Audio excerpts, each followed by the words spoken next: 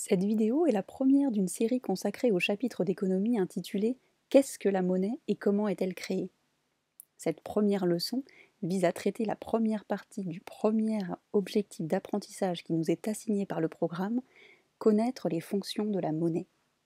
Précisons qu'une définition de la monnaie sera proposée dans la leçon numéro 3 et que nous allons nous en tenir dans cette vidéo à l'objectif d'apprentissage stricto sensu. Nous sommes dans un chapitre d'économie. Nous allons donc insister sur les fonctions économiques de la monnaie, et ce sont bien celles que vous devrez retenir.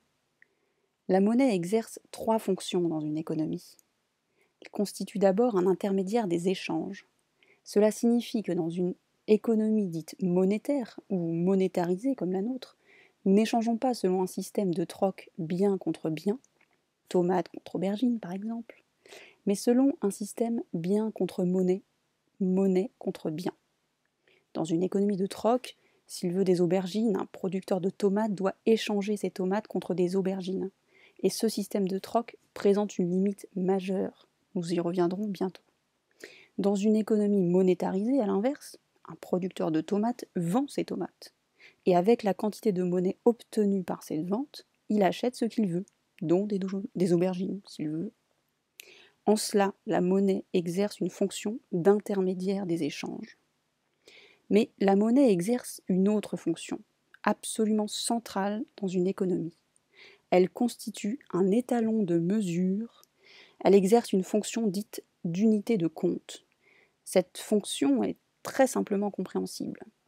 Imaginons que notre producteur de tomates vende ses fruits, et oui, les tomates sont des fruits, à 1 euro le kilo. Les aubergines, elles, sont vendues 2 euros le kilo. L'évaluation monétaire, la quantification de valeur par le biais de la monnaie, fournit une information claire. Au kilo, les tomates valent 2 fois moins que les aubergines. Et en ce qu'elle permet une quantification de la valeur des marchandises, de l'ensemble des biens et services pouvant être achetés ou vendus sur un marché, en cela, la monnaie exerce une deuxième fonction centrale, elle constitue une unité de compte. La dernière et troisième fonction économique de la monnaie à retenir peut être encore plus simple à saisir. En économie, on dit que la monnaie constitue un instrument de réserve de valeur. Qu'est-ce que cela signifie? Dans une économie de troc, si votre patrimoine en tant que producteur de tomates, c'est un stock de tomates, eh bien laissez-moi vous informer que votre patrimoine est en péril, car les tomates pourrissent. Un stock de tomates ne constitue pas, à moyen et long terme, un instrument de réserve de valeur. Mais vous, toujours producteur de tomates dans la région de Marmande, si vous pouvez vendre vos tomates, alors vous pouvez conserver de la richesse par le biais de votre stock de monnaie. Si la vente de votre stock de tomates vous a rapporté 10 000 euros l'année N, et que vous décidez de stocker ces 10 000 euros en coupure de 50 euros dans une petite boîte en fer blanc, eh bien à l'année N plus 1, vous avez toujours 10 000 euros en petites coupures. Vous êtes toujours riche de cela, et la monnaie exerce bien une fonction de réserve de valeur. Je récapitule, les fonctions économiques de la monnaie à retenir sont les suivantes: réserve de valeur, unité de compte, intermédiaire des échanges. Je formule maintenant 3 remarques importantes. Première remarque, ces fonctions de la monnaie, ces 3 fonctions économiques, ne sont pas propres à la monnaie. Par exemple, un actif réel comme un bien immobilier peut constituer un instrument de réserve de valeur. Vous avez acheté un terrain à l'année N, vous le revendez à l'année N plus 10, et si vous avez bien choisi ce terrain, vous disposez d'une probabilité importante de réaliser une plus-value, c'est-à-dire de revendre plus cher à l'année N plus 10 que ce que vous avez acheté à l'année N. Cet exemple est tout à fait généralisable. Voitures de collection, œuvres d'art, lingots d'or, diamants, grands vins, robes de grands couturiers ou encore châteaux sont des exemples d'actifs réels qui peuvent constituer d'excellents instruments de réserve de valeur. Vous les achetez à un certain prix et vous disposez d'une certaine probabilité de les revendre au moins au prix que vous les avez achetés, c'est-à-dire de conserver la valeur. Ce qui nous amène à l'observation suivante, très importante pour comprendre ce qu'est la monnaie, pour distinguer un actif monétaire d'un actif non monétaire.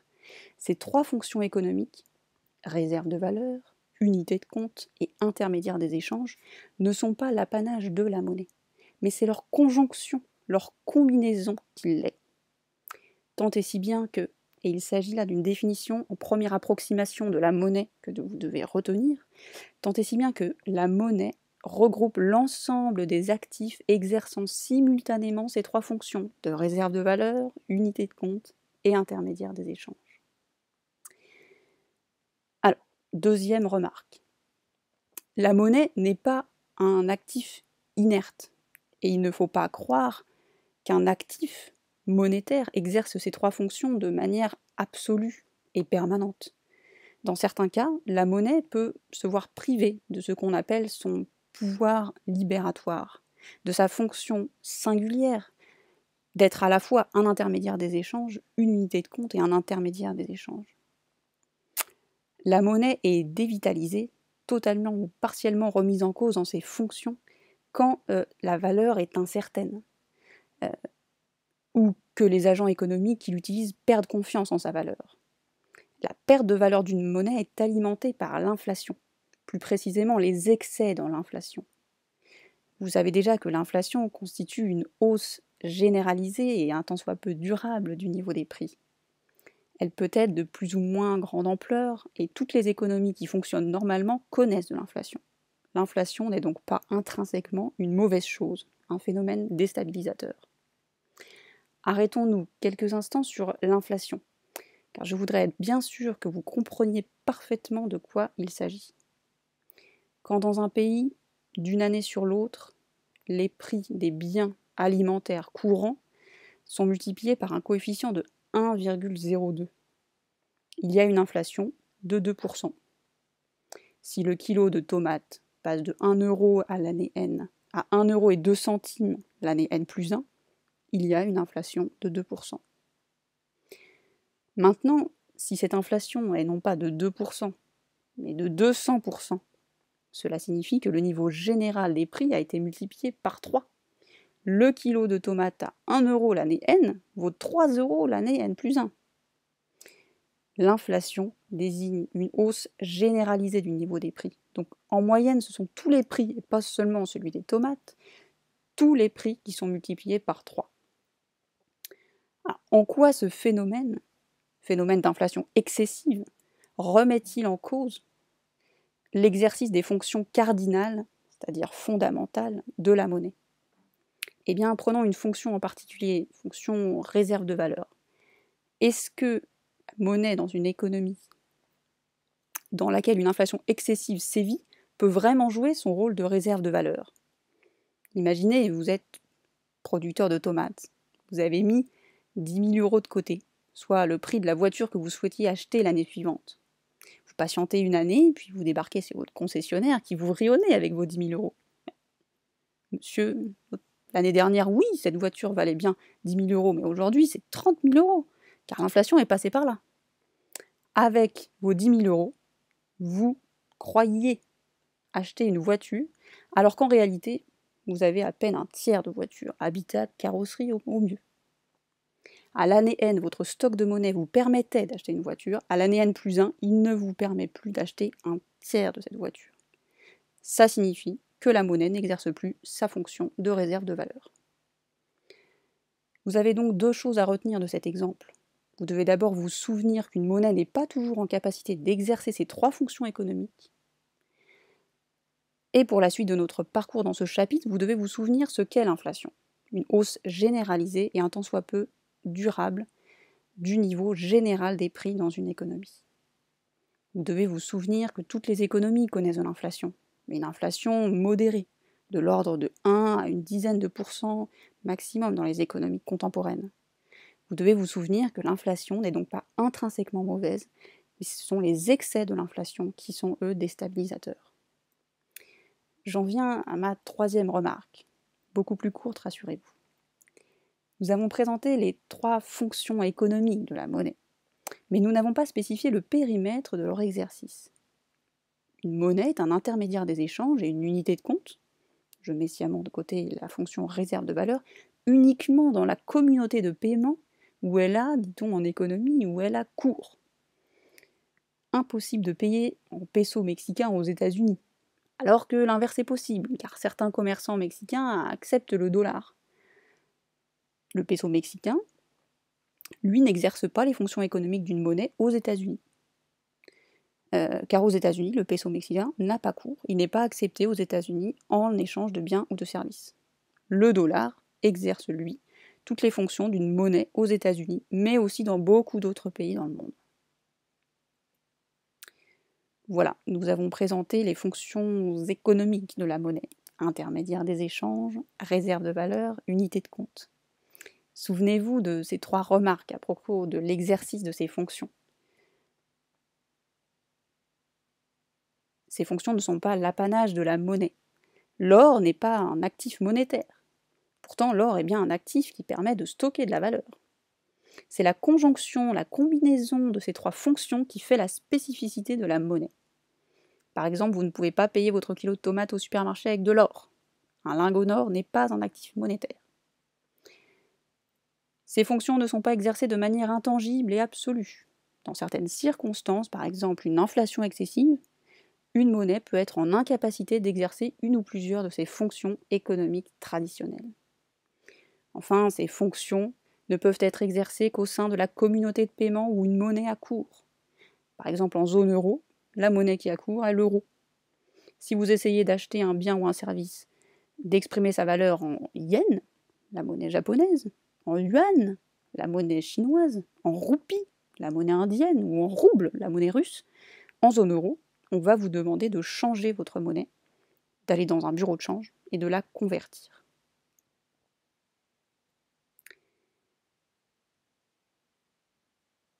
Terminons par la présentation des fonctions sociopolitiques de la monnaie. Certains économistes ont tendance à les négliger, ce qui les conduit à adhérer à une thèse discutable à propos de l'origine de la monnaie, thèse qu'on appelle la fable du troc. Cette question « d'où vient la monnaie ? Comment la monnaie est-elle apparue ?» intéresse à la fois les économistes, mais aussi les sociologues, les historiens et les anthropologues. Alors, dans On the Origins of Money, publié en 1892, l'économiste Karl Menger estime que la monnaie est née des insuffisances du troc. Les systèmes d'échange non monétarisés limitaient en effet le nombre de transactions. Ils impliquaient notamment la contrainte de la double coïncidence des besoins. Alors, dans une économie de troc, tout se passe bien tant que le producteur de tomates veut des aubergines et que le producteur d'aubergines veut des tomates. Mais si le producteur de tomates se met à désirer des poivrons, mais que personne ne souhaite réaliser l'échange tomate-poivron, eh bien son désir, son besoin reste insatisfait. Alors que la monnaie viendrait permettre à tout le monde, producteur d'aubergines, de tomates ou de poivrons, d'obtenir ce qu'ils veulent.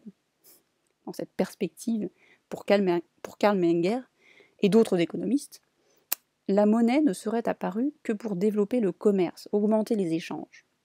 Dans cette fable du troc, les échanges de biens et services auraient commencé avant la circulation de la monnaie, et cette dernière n'aurait constitué qu'un moyen de faciliter les premiers. Mais des historiens, des sociologues, des anthropologues ont contesté cette vision de la naissance de la monnaie. Dans son essai sur le don, publié en 1925, le sociologue Marcel Mauss observe par exemple que des tribus du Pacifique s'échangeaient, au début du XXe siècle, s'échangeaient des monnaies coquillages sans transaction marchande. Ces tribus s'échangeaient des monnaies sans que ces coquillages ne constituent une contrepartie à des biens et services.